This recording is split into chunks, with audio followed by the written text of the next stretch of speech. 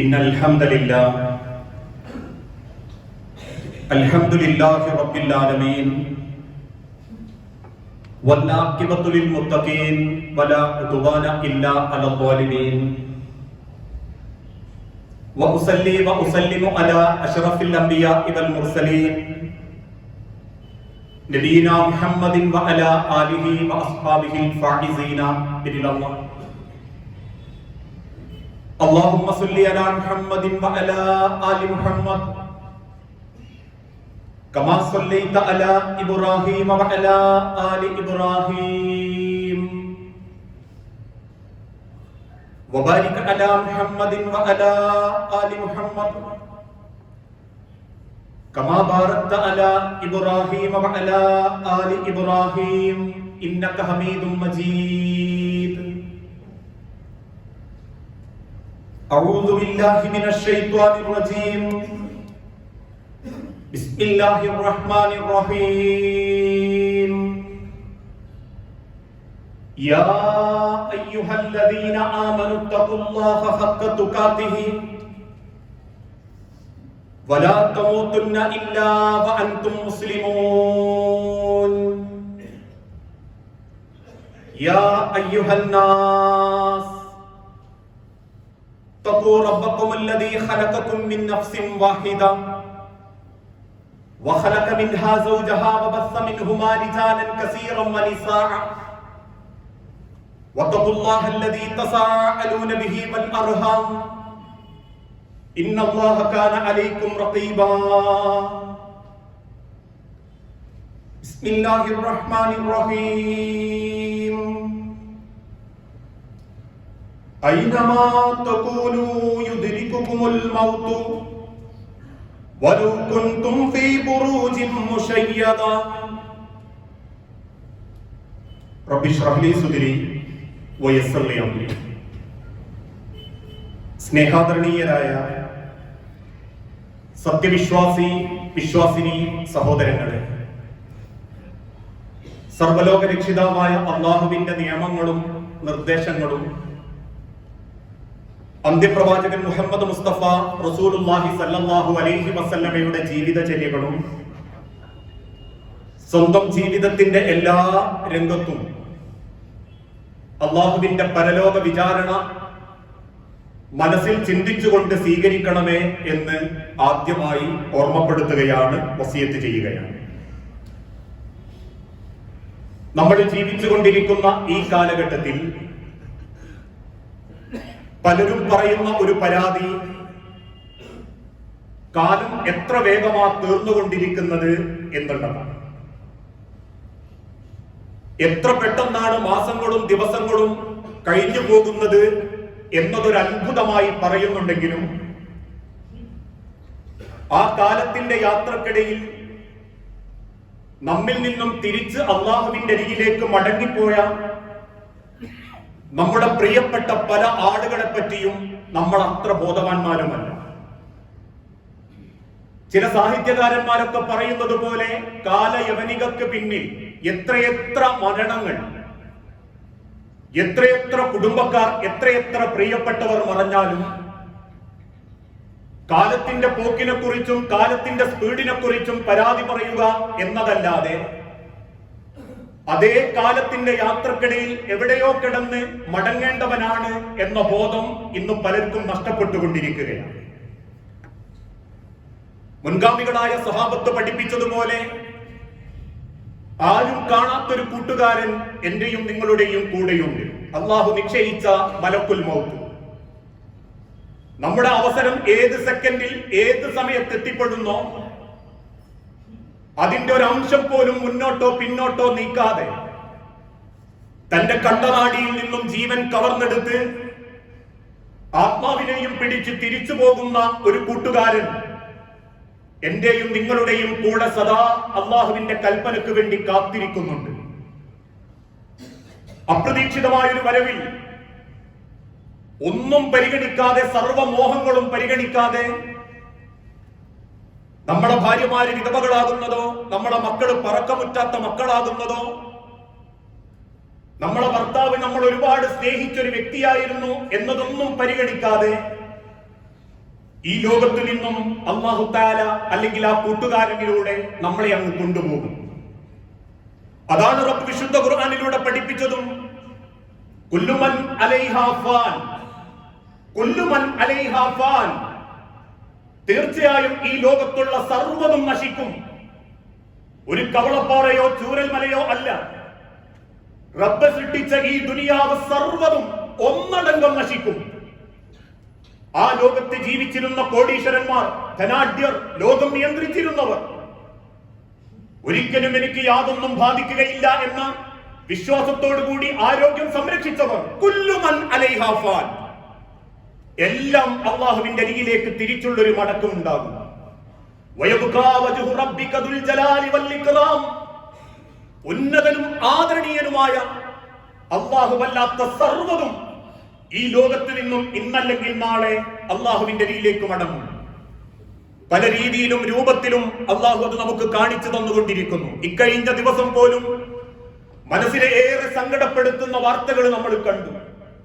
മാസങ്ങൾക്ക് ദിവസങ്ങൾക്ക് മുൻപ് ഏറ്റവും പരിശുദ്ധമാക്കപ്പെട്ട ഒരു ഹജ്ജ് വേളയിൽ ഉപ്പയെ കാണാതാവുകയും 2 തവണ കുവൈത്ത് എന്ന രാജ്യത്ത് നിന്ന് സൗദി അറേബ്യയിലേക്ക് വന്ന് സർവ്വ ഡോർമെട്രികളും സർവ്വ ഗ്രൂപ്പുകളും കയറി ഇറങ്ങിയിട്ടും വാപ്പാനെ കാണാതിരിക്കുകയും അവസാനം മാസങ്ങൾക്ക് ശേഷം ഇക്കഴിഞ്ഞ ദിവസത്തിൽ വാപ്പ മരണപ്പെട്ട് മോർച്ചറിയിലുണ്ട് എന്നറിയുമ്പോൾ ആ വാപ്പയുടെ മയ്യത്ത് നിസ്കരിക്കാനും വാപ്പാക്ക് വേണ്ടിയൊരു ഉംറ ചെയ്ത് പ്രാർത്ഥിക്കാനും 2 മക്കൾ പുറപ്പെട്ട കഥ.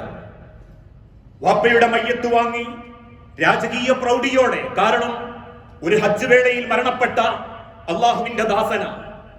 അതുകൊണ്ട് തന്നെ സൗദി അറേബ്യ കൊടുക്കുന്ന ഏറ്റവും പവിത്രമായ തോപ്പിൽ കടന്ന് അള്ളാഹുവിന്റെ പരിശുദ്ധ മക്കയോട് ചേർന്ന് നിൽക്കുന്ന ജന്നത്തുൽ മുഅല്ലയിൽ അഥവാ സ്വർഗത്തിന്റെ ഒരു ഭാഗത്ത് തന്റെ ഉപ്പാനെ കബറടക്കി പ്രാർത്ഥിക്കുമ്പോ ഓരോ മക്കളും ആഗ്രഹിക്കുന്നത് ആ വാപ്പയുടെ സ്വർഗം മാത്രമാണ്.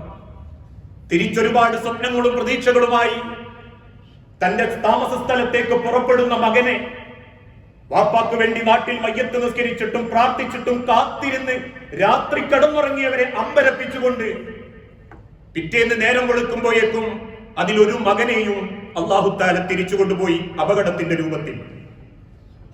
പലപ്പോഴും നമ്മൾ ചോദിക്കാറില്ലേ, മരിക്കാനാണോ അവിടെ പോകുന്നത്, മരിക്കാനാണോ ഇതുപോലെ ചെയ്തത്? അതിനേക്കാളേറെ ഇന്ന് രാവിലെയും നമ്മൾ വായിച്ചു, 5 വർഷങ്ങൾക്ക് ശേഷം കുടുംബക്കാർക്ക് ഒരു സർപ്രൈസ് കൊടുക്കാൻ ബാധ്യതകളൊക്കെ തീർത്ത് മറ്റൊരു വിസ സംഘടിപ്പിച്ച് നാട്ടിലേക്ക് വിമാനം കയറാൻ പെട്ടിയും കെട്ടി കാത്തിരിക്കുന്ന മുഹമ്മദ് റഫീഖ് എന്നൊരു ചെറുപ്പക്കാരൻ.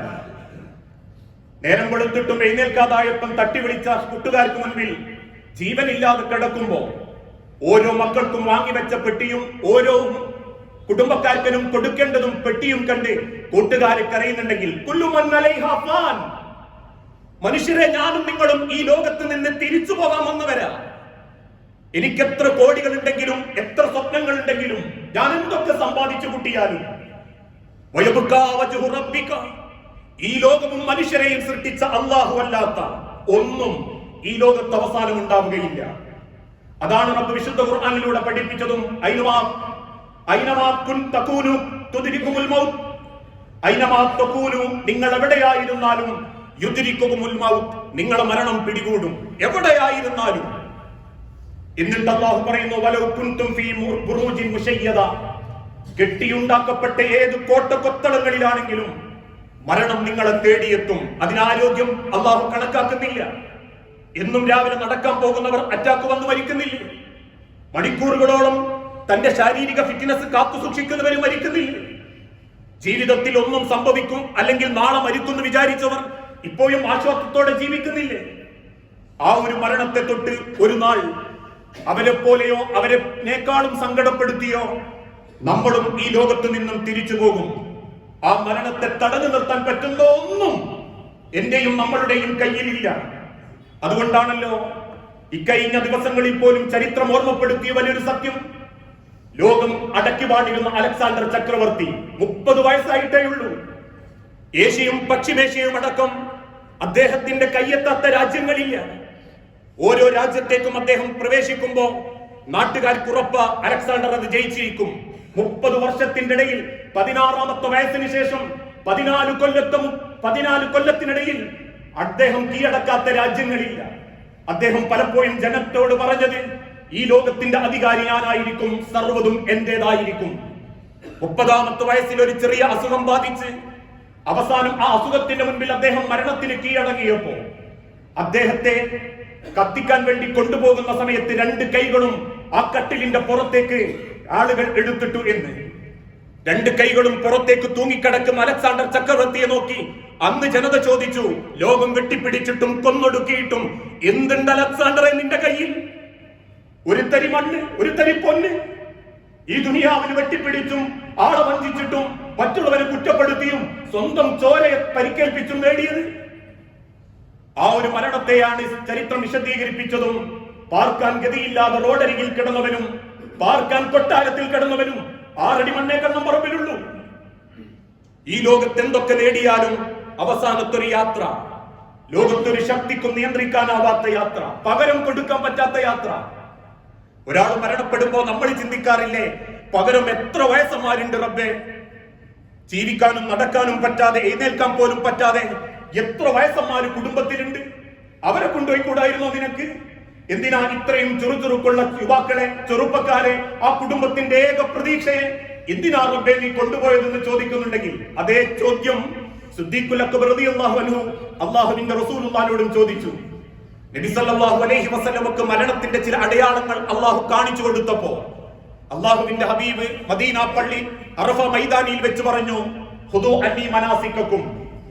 പിന്നീട് ഒരു കഥ വിശദീകരിച്ചു കൊടുത്തു. അല്ലാഹു അവന്റെ അടിമക്ക് ദുനിയാവിലുള്ളതും ആഖിറത്തിലുള്ളതും കാണിച്ചു കൊടുത്തു. ഒന്ന് തെരഞ്ഞെടുക്കാൻ പറഞ്ഞു, അടിമ ആഖിറത്തിലുള്ളത് തെരഞ്ഞെടുത്തിരിക്കുന്നു. അല്ലാഹുവിന്റെ തിരുദൂതൻ വിശദീകരിച്ച ആ കഥയുടെ പൊരുള് തെരഞ്ഞെടുത്തത് റസൂലാണെന്ന് ബോധ്യപ്പെട്ട സിദ്ദീഖുൽ അക്ബർ ചാടി എഴുന്നേറ്റ് വിങ്ങിപ്പൊട്ടിയിട്ട് ചോദിച്ചു, അന്ന് ജീവിച്ചിരിക്കുന്ന വാപ്പ അബൂ ഖുഹാഫയെ ചൂണ്ടി സിദ്ദീഖുൽ അക്ബർ ചോദിച്ചു, നബിയെ, നിങ്ങൾക്ക് പകരം പ്രായമായ എന്റെ വാപ്പയെ ഞാൻ കൊടുക്കാം, നിങ്ങൾ മരിക്കാൻ പാടില്ല. പുഞ്ചിരിയോടെ റസൂലുള്ള തിരിച്ചു പറഞ്ഞു, ഇന്നക മയ്യത്തുൻ വഇന്നഹും മയ്യത്തൂൻ. അബൂബക്കറെ, നീയും മരിക്കും, ഞാനും മരിക്കും, നിന്റെ വാപ്പയും മരിക്കും. സർവരും ഈ മണ്ണിന്റെ അടിയിലേക്ക് തിരിച്ചു പോയിക്കൊണ്ടിരിക്കും. അതുകൊണ്ട് തന്നെ പകരം കൊടുക്കാനില്ലാത്ത, ഏത് സമയവും നമ്മൾ ഉദ്ദേശിക്കാത്ത നിലക്ക് ആ മരണത്തിലേക്കുള്ള ഒരു യാത്രയിലാ ഞാനും നിങ്ങളും. 50 വയസ്സ് ജീവിച്ചു എന്ന് അഹങ്കരിക്കല്ലേ. 50 വയസ്സ് ജീവിച്ചതല്ല, അള്ളാഹു നിശ്ചയിച്ച മരണത്തിലേക്ക് 50 കൊല്ലം നടന്നെടുത്തതാ. ഉമ്മയുടെ ഗർഭപാത്രത്തിൽ നിന്നും മരിക്കാൻ വേണ്ടി ജനിച്ചവരാ ഞാനും നിങ്ങളും. അള്ളാഹുവിന്റെ ലോകത്തേക്കുള്ള ഒരു യാത്രാ സങ്കേതം മാത്രമാണ് ദുനിയാവ്. സ്വർഗവും കബറെന്ന ലോകവും അള്ളാഹ് ഒരുക്കി വെച്ച് ഉമ്മാന്റെ ഗർഭത്തിൽ ആദ്യം ഒരു ഇടം തന്നിട്ട് പറഞ്ഞു, ഇനി ഭൂമിയിലൂടെ നടന്ന് അള്ളാന്റെ മണ്ണിന്റെ അടിയിലേക്ക് പോകണം, അവിടെ നിന്ന് അള്ളാന്റെ മഹ്ശറയിലേക്ക് പോകണം. ആ യാത്രയിലാ ഞാനും നിങ്ങളും. ഗർഭപാത്രത്തിൽ നിന്നും ഇറങ്ങിയ അന്ന് മുതലുള്ള യാത്ര, 6 അടി മണ്ണിലേക്ക് ചേർന്ന് കിടക്കുന്നത് വരെ അള്ളാഹു നിശ്ചയിച്ച യാത്ര. ആ യാത്രയെ തൊട്ട് അള്ളാഹുവിന്റെ വിശുദ്ധ ഖുർആൻ പഠിപ്പിച്ചില്ലേ, ഖുൽ ഇന്നൽ മൗതല്ലദീ തഫിറൂന മിൻഹു ഫഇന്നഹു മുലാഖീകും. നബിയെ, അവരോട് പറയണം, ഇന്നൽ മൗതല്ലദീ തഫിറൂന മിൻഹു. ഈ യാത്രക്കിടയിൽ അവരെന്തൊക്കെ സ്വപ്നം കണ്ടാലും എത്രയൊക്കെ അവരാഗ്രഹിച്ചാലും ആ യാത്രയിൽ അള്ളാഹ് നിശ്ചയിച്ച മരണം ഫഇന്നഹു മുലാഖീകും, അതവരെ കണ്ടുമുട്ടുക തന്നെ ചെയ്യും. സുമ്മ തുറദ്ദൂന ഇലാ ആലിമിൽ ഗൈബി വശഹാദ ഫയുനബ്ബിഉകും ബിമാ കുൻതും തഅമലൂൻ. ഇന്ന് നമ്മൾ എന്തൊക്കെ ചെയ്യുന്നു, ആരെന്തൊക്കെ ചെയ്തു, ഇതിൽ എത്ര പേര് സുബ്ഹി നിസ്കരിച്ചു, ഇതിൽ എത്ര പേര് ഇന്നലെ രാത്രി ഇശാ ജമാഅത്തിന് കൂടി, എത്ര പേര് ഖുർആൻ ഓതി, ഇതൊന്നും തൊട്ടടുത്തിരിക്കുന്ന ഒരാൾക്ക് അറിയൂല. പക്ഷേ ഫയുനബ്ബിഉകും ബിമാ കുൻതും തഅമലൂൻ, അദൃശ്യങ്ങളും ദൃശ്യങ്ങളും അറിയുന്ന നാഥന്റെ മുൻപിൽ ആ ഏടുകളുമായിട്ടായിരിക്കും നിങ്ങൾ അള്ളാഹുവിന്റെ അരികിലേക്ക് കയറി ചെല്ലുക. ആ ഒരു മരണത്തെ തൊട്ട് നമ്മളോട് ഓർക്കാനാ അള്ളാഹുവിന്റെ പ്രവാചകൻ സല്ലല്ലാഹു അലൈഹി വസല്ലം ഓർമ്മപ്പെടുത്തുന്നത്. വിശുദ്ധ ഖുർആനിന്റെ വെളിച്ചത്തിൽ പല തവണകളിലായിട്ട് റസൂലുള്ളാഹി ഓർമ്മപ്പെടുത്തി, അക്സിറുദ്ദിക്റ ഹാദിമിൽ ലദ്ദാത്തിൽ മൗത്ത്. അക്സിറുദ്ദിക്റ, നിങ്ങൾ ഒരുപാട് ഓർക്കണം. ദിക്ർ ചെല്ലുന്നതിനേക്കാളും നിങ്ങൾ ഓർക്കണം. ഹാദിമിൽ ലദ്ദാത്തിൽ മൗത്ത്, സർവ്വ ആസ്വാദനങ്ങളും നിലപ്പിച്ചു കളയുന്ന മരണത്തെ നിങ്ങൾ ഓർക്കണം. ഒരു മഴ കാണാത്ത മരണം, ഒരു വെയിൽ കാണാത്ത മരണം, ഒരു ബൈക്ക് ഓടിക്കാൻ പറ്റാത്ത മരണം, മക്കളെ ചേർത്ത് പിടിക്കാൻ പറ്റാത്ത മരണം, ഭാര്യയെ കെട്ടിപ്പിടിച്ച് കിടക്കാൻ പറ്റാത്ത മരണം, ഒരു നല്ല ഭക്ഷണം കഴിക്കാൻ പറ്റാത്ത മരണം. ഹാദിമിൽ ലദ്ദാത്തിൽ മൗത്ത്. ആ മരണം നിങ്ങളെ ഓരോരുത്തരെയും കാത്തിരിക്കുന്നുണ്ട് എന്ന് ഹബീബായ പ്രവാചകൻ സല്ലല്ലാഹു അലൈഹി വസല്ലമ പലതവണ മദീനത്തെ പള്ളിയിൽ വെച്ച് ഓർമ്മപ്പെടുത്തി കൊടുത്തു. മഹാനായ ഉമർ ഇബ്നുൽ ഖത്താബ് റളിയല്ലാഹു അൻഹു ഓർമ്മപ്പെടുത്തി, മരണം ജീവിച്ചിരിക്കുന്നവർക്കുള്ള ഉപദേശമാണ്. മരണം ജീവിച്ചിരിക്കുന്നവർക്ക് ചായ കുടിക്കാനും കാവ് കുടിക്കാനും ചെന്നിരുന്ന് ലോക്യം പറയാനുള്ള സ്ഥലമല്ല, അത് വേണ്ടാന്നല്ല.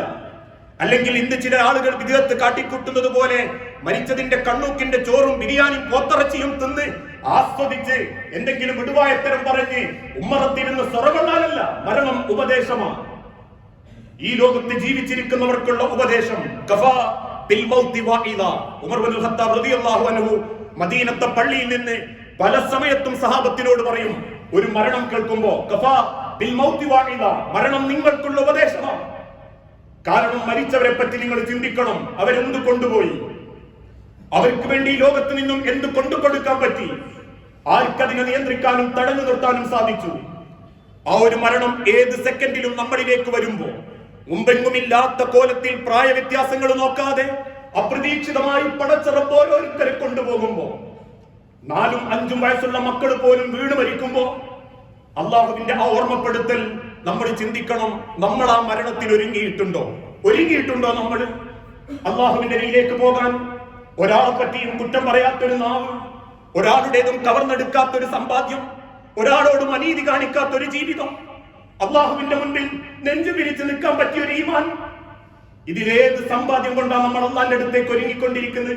മരിച്ചവരെ പറ്റി സങ്കടം പറയുമ്പോ അവരെങ്ങനെയായിരുന്നു എന്ന് സങ്കടപ്പെടുമ്പോ അള്ളാഹുവിന്റെ അരികിലേക്ക് അവർക്കുള്ളതുമായിട്ട് അവർ യാത്ര പോകുമ്പോ ഒരുമിച്ച് കടന്നുറങ്ങിയവരും ഒരുമിച്ച് ജീവിച്ചവരും ഒരു സുപ്രഭാതത്തിൽ ഇല്ലാണ്ടാവുക എന്നുള്ളത് വലിയ സങ്കടാണെങ്കിലും നാളെ പടച്ചോന്റെ കോടതിയിൽ എഴുന്നേൽപ്പിച്ചു നിർത്തുമ്പോ ഓരോരുത്തരും എന്റെ മുൻപെന്ന് പടച്ചോന്റെ സ്വർഗത്തേക്ക് പോകുമ്പോ അന്ന് അവിടെ വെച്ചും നരകത്തിലേക്ക് അള്ള പറഞ്ഞയക്കുന്നവന്റെ ലിസ്റ്റിൽ എന്റെ പേര് കണ്ടാൽ ഞാൻ എങ്ങനെ കരയേണ്ടി വരുമെന്ന് ചിന്തിച്ചു നോക്കിയിട്ടുണ്ടോ എപ്പോഴെങ്കിലും? ആ മരണത്തിന് വേണ്ടി ഒന്ന് ഒരുങ്ങാൻ, ആ മരണം തേടിയെത്തുന്നതിന്റെ മുൻപിൽ അള്ളാഹുവിന്റെ മുൻപിലേക്കൊന്ന് മനസ്സ് ചേർത്ത് വെക്കാൻ, പാപഭാരങ്ങളില്ലാത്ത, പകയില്ലാത്ത, വെറുപ്പില്ലാത്ത, ഒരു നല്ല സ്വഭാവത്തോടുകൂടി ഒരാളെ മനസ്സിലും വെറുപ്പുണ്ടാക്കാത്ത, ഒരാളെ ഹക്കും കവർന്നെടുക്കാതെ അള്ളാഹുവിന്റെ കോടതിയിൽ ചോദ്യം ചെയ്യപ്പെടുമെന്ന ഭയത്തിൽ നിർമ്മിക്കപ്പെട്ട തന്റെ വീടിന്റെ കുടുംബത്തിന്റെ ഭംഗിയിൽ ഏത് സന്തോഷത്തിലാണ് ഞാൻ നിങ്ങളോ അള്ളാന്റെ അടുത്തേക്ക് മടങ്ങുക? എത്ര സമാധാനം കിട്ടുമെന്ന് ഇരുന്ന് ചിന്തിച്ചു നോക്കിയ ഈ പള്ളിയിൽ വെച്ച് പോലും ആളുകൾ അള്ളാന്റെ വിളിക്ക് ഉത്തരം നൽകിയിട്ടില്ലേ? ഇപ്പോഴും ഈ ഇരിക്കുന്ന നമ്മളിൽ ആർക്ക് പറയാൻ പറ്റും പുറത്തേക്ക് ഇറങ്ങുന്നത് ആയുസോടെയാണെന്ന്? അടുത്ത വെള്ളിയാഴ്ച ഈ പള്ളിയിൽ ഞാൻ ഉണ്ടാകുമെന്ന്. കഴിഞ്ഞ വെള്ളിയാഴ്ച പള്ളിയിലുള്ള പലരും മണ്ണിന്റെ അടിയിലാണ്. പല വാപ്പാരും കണ്ട മക്കള്, പല മക്കളും കണ്ട വാപ്പാര്, പല ഭാര്യനെയും കണ്ട ഭർത്താക്കന്മാര്. 6 അടി മണ്ണിലേക്ക് ഏൽപ്പിച്ചു കൊടുക്കുന്നവർക്ക് മനസ്സമാധാനത്തോടെ ചിന്തിക്കാൻ പറ്റണം. അതാ പുണ്യം. അല്ലാതെ ഷാദുലി പള്ളിയിൽ ആളുകൂടലും കണ്ണമ്പറമ്പി പള്ളിയിൽ ആളുകൂടലും അല്ല.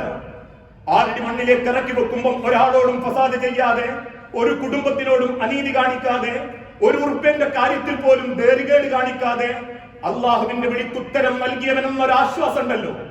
അതിനേക്കാളും വലിയ സന്തോഷമല്ല മനുഷ്യരെ ദുനിയാവിലുള്ള സൽപ്പേര്, ദുനിയാവിലുള്ള കൊട്ടാരങ്ങള്, വാങ്ങിക്കൂട്ടിയ തെങ്ങിൻ തോപ്പുകള്, റിസോർട്ടുകള്, ഇതൊന്നും അല്ല പുണ്യം.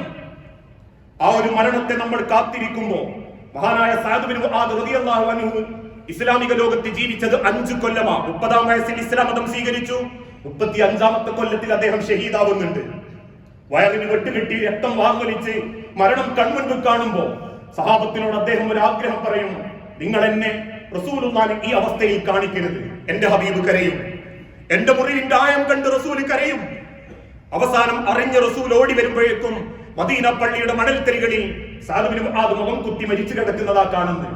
അദ്ദേഹത്തെ മടിയിൽ കിടത്തി ചുണ്ടുകളിലെ മണലുകൾ തട്ടിക്കളഞ്ഞ് അള്ളാഹുവിന്റെ ഹബീബ് കരയുകയും പിന്നീട് ഖബറിലേക്ക് മറമാടുമ്പോൾ ചിരിക്കുകയും ചെയ്യുമ്പോ സഹാബത്ത് ചോദിക്കുന്നുണ്ട്, റസൂലേ നിങ്ങൾ എന്തിനാ ചിരിച്ച്? റസൂലുള്ള തിരിച്ചു പറഞ്ഞു, ഏത് മയ്യത്തിനെയും കൂട്ടിക്കൊണ്ടുപോകാൻ അള്ളാഹു മലക്കുകളെ നിശ്ചയിക്കും.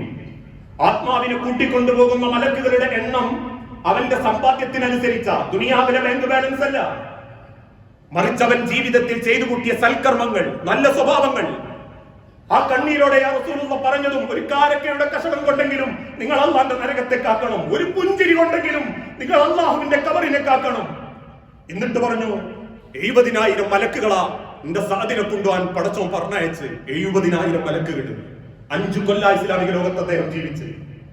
25ഉം 50ഉം കൊല്ലം ജീവിച്ച ഞാനുങ്ങളും അള്ളാന്റെ ഒരു വിളിക്ക് ഉത്തരം നൽകി അങ്ങ് പോകാൻ തീരുമാനിച്ച എത്ര മലക്കുകൾ പടച്ചോനിക്കുകൾക്കും വേണ്ടി കാത്തുവെച്ചിട്ടുണ്ടാകും എന്ന് ചിന്തിക്കണം. മരണങ്ങളും അപ്രതീക്ഷിതമായ യാത്രകളും ഒക്കെ നമ്മളെ വേദനിപ്പിക്കുന്നെങ്കിലും ആ വേദനിച്ച് കരയുന്നതിന്റെ അപ്പുറം എന്റെ യാത്ര എന്റെ തിരിച്ചുള്ളൊരു മടക്കം ആ ഓർമ്മകളാവണം ഓരോ മരണങ്ങളും നമ്മളെ പഠിപ്പിക്കേണ്ടതും ചിന്തിപ്പിക്കേണ്ടതും. ആ തിരിച്ചറിവിലൂടെ മനസ്സിനെയും ശരീരത്തെയും ഒരുക്കുന്നവരെയാണ് അള്ളാഹു ഇഷ്ടപ്പെടുന്നത്. കഫാദിൽ മൗതി വാഇദ. അതുകൊണ്ട് മരണം ഈ ലോകത്തിന് അള്ളാഹു കൊടുക്കുന്ന ഏറ്റവും വലിയ വഴല, ഏറ്റവും വലിയ സന്ദേശ. അങ്ങനെ അള്ളാഹുവിനെ ഭയപ്പെട്ട് ജീവിക്കുന്ന യഥാർത്ഥ മുഅ്മിനീങ്ങളിൽ അള്ളാഹു നമ്മളെ ഓരോരുത്തരെയും ഉൾപ്പെടുത്തി അനുഗ്രഹിക്കുമാറാകട്ടെ.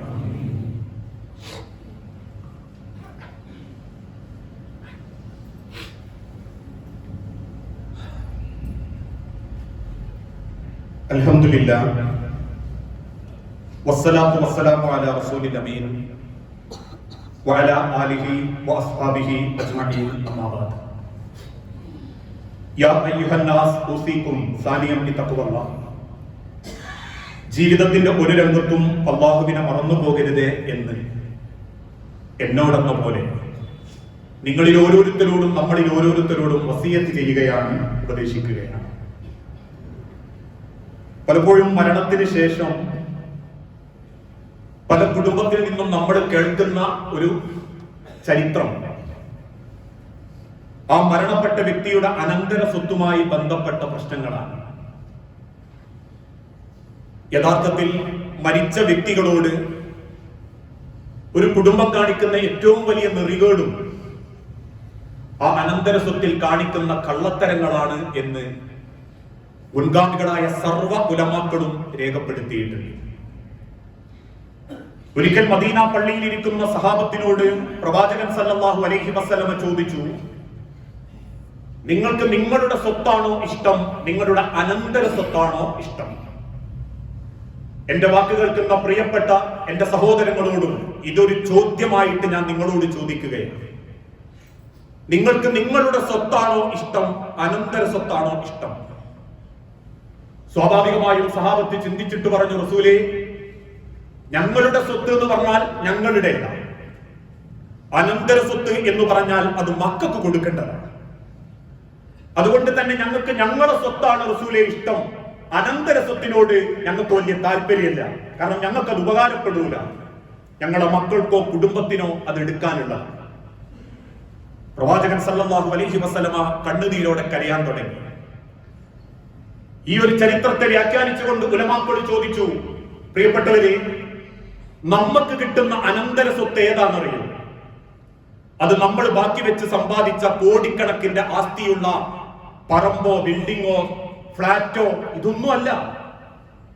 നമുക്ക് കിട്ടുന്ന അനന്തര സ്വത്ത് നമ്മൾ മരിച്ചാൽ കിട്ടുന്ന പ്രാർത്ഥനകളാണ്.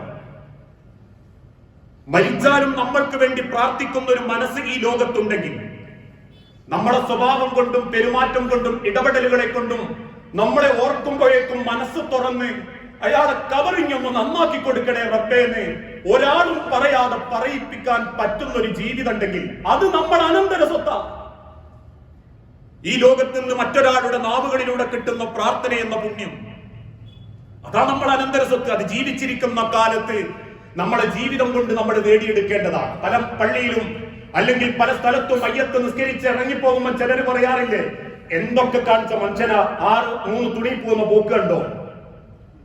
വേറെ ചിലർ പറയും, അൽഹംദുലില്ലാഹ് നല്ലൊരു മനുഷ്യനായിരുന്നു, പടച്ചോൻ എനിക്ക് കബറങ്ങ് വിശാലാക്കി കൊടുക്കട്ടെ എന്ന്. വേറെ ചിലർ പറയും, ആളൊക്കെ ദീനിയാണെങ്കിലും ഒരു 5 പൈസന്റെ ഗുണം ചെയ്യൂലായിരുന്നു, ഉള്ളതിലൊക്കെ നെഗറ്റീവും കണ്ട് കുത്തിത്തിരിപ്പുണ്ടാക്കി, കുടുംബത്ത് പ്രശ്നം ഉണ്ടാക്കി, നിസ്കാരമല്ലാണ്ട് വേറൊരു യോഗ്യത അയാൾക്കില്ലായിരുന്നു എന്ന് പറയുന്നവരുണ്ട്. ആലോചിച്ചു നോക്കൂ, ഒരു മരണ വാർത്ത കേൾക്കുമ്പം ആരും അറിയാതെ തന്നെ പറയാതെ തന്നെ മനസ്സറിഞ്ഞിട്ട് നമുക്ക് വേണ്ടി ഒരു ഇന്നാലില്ലാഹി ചെല്ലുന്നവരും, കുടുംബക്കാരനായി പോയതിന്റെ പേരിൽ നിസ്കരിച്ചിട്ടില്ലേ നാട്ടുകാർ ചോദിക്കല്ലോ എന്ന് പേടിച്ച് വന്നെന്ന് നിസ്കരിക്കുന്നവനും രണ്ടും രണ്ടാ. രണ്ട് പ്രാർത്ഥനയും രണ്ടാ. അതുകൊണ്ടായി കഴിഞ്ഞ ദിവസം പോലും മരണപ്പെട്ട ചില മരണ വാർത്തകൾ കേട്ടപ്പോ പലരും മനസ്സറിഞ്ഞ് പറഞ്ഞില്ലേ, അല്ലാഹുവേ കബറിഞ്ഞ് നന്നാക്കി കൊടുക്കണേന്ന്. ചില മരണങ്ങൾ കേട്ടപ്പോ ആളുകളുടെ പെരുമാറ്റം കൊണ്ട്, പുഞ്ചിരി കൊണ്ട് പോലും മനസ്സ് സ്ഥാനം പിടിക്കുന്നവരില്ലേ? ചെയ്തു കൊടുക്കുന്ന ഉപകാരം കൊണ്ട്, ഇടപെടലുകളെ കൊണ്ട്. നമ്മളൊക്കെ പറയാറുണ്ട്, ഇക്കഴിഞ്ഞ ദിവസം പോലും സഹോദരൻ അക്ബർക്ക മരണപ്പെട്ടപ്പോ പോലും ആളറിയാത്ത പലരും, അതല്ലെങ്കിൽ കണ്ടുപരിചയമുള്ളവരും, നമ്മളടക്കം, ഞാനടക്കം മനസ്സുകൊണ്ട് പറഞ്ഞു പോയിട്ടുണ്ട്, പടച്ചോനെ എനിക്ക് കബറിഞ്ഞ് നന്നാക്കി കൊടുക്കണേ. മനുഷ്യന്റെ ഇടപെടലുകളാണ്, സ്നേഹമാണ് ഒരു മനുഷ്യന്റെ പ്രാർത്ഥനയായി തിരിച്ചു കിട്ടുക. ആയ കാലത്ത് വീറും വാശിയും പകയും കാണിച്ച് തമ്മിലടിച്ച് മത്സരിച്ച് ആൾക്കാരെ കുറ്റം പറഞ്ഞു നടന്ന തരൂല പടച്ചോൻ ഒരു നാവുകൊണ്ട് ഒരു പ്രാർത്ഥന ചെല്ലുന്നുണ്ടെങ്കിൽ പോലും അതിനൊരു വർക്കത്തും ഉണ്ടാവില്ല. ആളെ പേടിച്ചിട്ടും കുടുംബക്കാരെ പേടിച്ചിട്ടും മയ്യത്ത് സ്കരിക്കാൻ വന്നോന്റെ അള്ളാഹുനേക്കാളും പുണ്യുണ്ട്. കേട്ട വാർത്തയിൽ നെഞ്ചു പൊട്ടിയിട്ട് അള്ളാഹു എന്ന് പറയുന്നവന്റെ പ്രാർത്ഥനയ്ക്ക് അത് ഉണ്ടാക്കണം. അത് ജീവിച്ചിരിക്കുന്ന കാലത്ത് ഉണ്ടാക്കാൻ പറ്റുന്നതാ. ആ കാലത്തൊക്കെ മത്സരിച്ചോടി പൈസ ഉണ്ടാക്കാനും തമ്മ് തല്ലാനും ആൾക്കാരെ കുറ്റം പറയാനും തോളിരുന്ന് ചെവി കടിക്കാനും അസൂയ മുട്ടി ഈഗോ കാണിച്ച് മത്സരിക്കാനും പോയാ ഈ ദുനിയാവിൽ ചിലപ്പോ മയ്യത്ത് സ്കരിക്കാനൊക്കെ കുടുംബക്കാർ 10-50 ആൾക്കാരോ അല്ലെങ്കിൽ പള്ളിയിൽ ഒരു 4-5 സഫൊക്കെ ആളുണ്ടാവും. എങ്ങനെയോ ഒഴിവാക്കാന്ന് കരുതിയിട്ട് തോളിലെടുത്ത് കണ്ണമ്പറമ്പിലോ മന്മണ്ടപ്പള്ളിയിലോ കൊണ്ട് ചടക്കാനും ആളുണ്ടാവും. പക്ഷെ മനസ്സ് തുറന്നൊരു പ്രാർത്ഥന അള്ളാന്റെ അരികിലേക്ക് എത്തിയിട്ടുണ്ടാവില്ല. അതുകൊണ്ടാണ് റബ്ബ് ഇടക്കിടക്ക് ഓർമ്മപ്പെടുത്തിയതും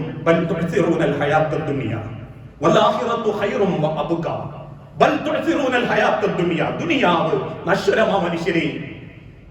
ഇന്ന് എന്റെ കയ്യിൽ കിടക്കുന്ന പണം ഇന്നലെ ആരോ ഉപയോഗിച്ചതാ. ഇന്ന് ഞാൻ താമസിക്കുന്ന വീടും സ്ഥലവും മുൻപേതോ തറവാട്ടുകാരി താമസിച്ചതാ. നാളെ എന്റെ ആ പോക്കറ്റിൽ കിടക്കുന്ന ഇന്നത്തെ 10 രൂപയോ 100 രൂപയോ നാളെ ഏതെങ്കിലും ഒരു പോക്കറ്റിൽ കിടക്കേണ്ടതാ. ഒരിക്കലും മരിക്കാത്ത അവസാനിക്കാത്ത റബ്ബിന്റെ കോടതിയിൽ ആ പരലോകത്തേക്കുള്ള ഒരു യാത്ര നമ്മൾ ആരംഭിച്ചു കഴിഞ്ഞിട്ടുണ്ടെങ്കിൽ, അഥവാ ജനിച്ചത് ആരംഭം, ഇനി കാത്തിരിക്കാനുള്ളത് മരണം മാത്രമാണെങ്കിൽ ആ മരണത്തിലേക്ക് നടന്നെടുക്കുന്ന നമ്മുടെ ജീവിതത്തിൽ നമുക്കുണ്ടാവേണ്ട ഏറ്റവും വലിയ സമ്പാദ്യം മരിച്ച ഒരു മനസ്സിലൊരു വെറുപ്പ് തോന്നാതെ ആ കബറിങ് ഒന്ന് വിശാലാക്കി കൊടുക്കണേ റബ്ബെ, ആ കുടുംബത്തിന് ഒരു സമാധാനം കൊടുക്കണേ എന്ന് റബ്ബെ എന്ന് പ്രാർത്ഥിക്കുന്ന മനുഷ്യരെ, സൗഹൃദങ്ങളെ, ബന്ധങ്ങളെ ഉണ്ടാക്കിയെടുക്കലാ പുണ്യം. അല്ലാതെ നാട്ടുകാരെ സമൂഹത്തിനെ കാണിക്കാൻ ഇസ്ലാമിന്റെ നടുക്കണ്ടങ്ങളായി ജീവിച്ചിട്ടും കുടുംബത്തിലെ സ്വത്ത് തർക്കവും പെണ്ണുങ്ങളോടുള്ള അനീതികളും അതല്ലെങ്കിൽ രക്ഷിതാക്കളെ നോക്കാതെയും വാപ്പനോടും ഉമ്മനോടുള്ള കടമയൊന്നും ചെയ്യാതെ നാട്ടിലൊരു നല്ല വേഷം കെട്ടി നടന്ന പരിഗണനയും കിട്ടും, ആളും കൂടും, നാട്ടുകാർ പൊലിപ്പിക്കും, പത്രത്തിലും വരും, പടച്ചോന്റെ അക്കൗണ്ടിൽ ഉണ്ടാവില്ല. ആ തിരിച്ചറിവാണ് അള്ളാഹു പറഞ്ഞ മരണബോധം. ആ ബോധമാണ് റസൂലുള്ള പഠിപ്പിച്ച മരണം എന്ന യാഥാർത്ഥ്യം. അങ്ങനെയാവണം ഇനി അങ്ങോട്ട് നമ്മുടെ ജീവിതത്തിൽ. ഈ ദുനിയാവിലെ സർട്ടിഫിക്കറ്റിനേക്കാൾ ആരും പറയാതെ അറിയാതെ മനസ്സറിഞ്ഞ് പ്രാർത്ഥിക്കുന്ന ഒരു സ്വഭാവത്തിന്റെ ഉടമകളാവാൻ, വാക്കുകൊണ്ടും നോക്കുകൊണ്ടും സ്നേഹം കൊടുക്കാൻ, ആരെയും കുറ്റപ്പെടുത്താത്ത, തെറി പറയാത്ത, പരദൂഷണം പറയാത്ത, ബന്ധങ്ങൾ മുറിക്കാത്ത, ആരൊരു ഉൾപ്പെയും അപഹരിക്കാത്ത, മരിച്ചു പോകുമ്പോൾ ഒരു ബാധ്യതകളോ സങ്കടങ്ങളോ ഇല്ലാതെ അള്ളാഹുവിന്റെ അരികിലേക്ക് മടങ്ങാൻ പറ്റണം. അവർക്ക് മയ്യത്ത് സ്കരിക്കാൻ ആള് കുറഞ്ഞാലും അള്ളാഹു മലക്കുകളെ പറഞ്ഞയക്കുന്ന അള്ളാഹിന്റെ അടുത്തേക്ക് കൊണ്ടുപോകാൻ. അതിനേക്കാളും വലിയ പുണ്യൊന്നും ഈ ദുനിയാവിൽ ഒരു മനുഷ്യനും നമുക്ക് ചെയ്തു തരാനില്ല. ആ ബോധത്തിൽ അള്ളാഹുവിന്റെ അരികിലേക്ക് മനസ്സുകൊണ്ട് അടുക്കുന്ന യഥാർത്ഥ മുഅ്മിനീങ്ങളാവാൻ അള്ളാഹു നമുക്ക് ഓരോരുത്തർക്കും തൗഫീഖ് നൽകി അനുഗ്രഹിക്കുമാറാകട്ടെ. അള്ളാഹുവെ, അറിഞ്ഞും അറിയാതെയും ഒരുപാട് തെറ്റുകുറ്റങ്ങൾ സംഭവിച്ചു പോകുന്നുണ്ട് നാഥ. എല്ലാം വിട്ടുപുറത്തു മാപ്പാക്കി നിന്റെ സ്വർഗത്തിൽ ഇതേ രൂപത്തിൽ നീ ഞങ്ങളെ ഒരുമിപ്പിച്ചു കൂട്ടണമേ. അള്ളാഹുവെ, മക്കളില്ലാതെ ഒരുപാട് കുടുംബങ്ങൾ പരീക്ഷിക്കപ്പെടുന്നുണ്ട് റബ്ബേ. മക്കളെന്ന് അനുഗ്രഹം നൽകി ഓരോ കുടുംബങ്ങളോടും നീ കാരുണ്യം കാണിക്കണമേ. അള്ളാഹുവെ, സാമ്പത്തിക ബുദ്ധിമുട്ടിലും ശാരീരിക പ്രയാസത്തിലും ജീവിക്കുന്ന പലരുണ്ട് നാഥ. എത്രയും വേഗത്തിൽ ഓരോരുത്തരുടെ പ്രയാസങ്ങളും നീ മാറ്റിക്കൊടുത്ത് ആഫിയത്തോടെ, ദീർഘായുസ്സോടെ, സമാധാനത്തോടെ ജീവിക്കാൻ ഓരോരുത്തർക്കും നീ തൗഫീഖ് നൽകണമേ. اللهم اغفر للمؤمنين والمؤمنات المسلمين والمسلمات الأحياء منهم والأموات إنك مجيب الدعوات يا قاضي الحاجات.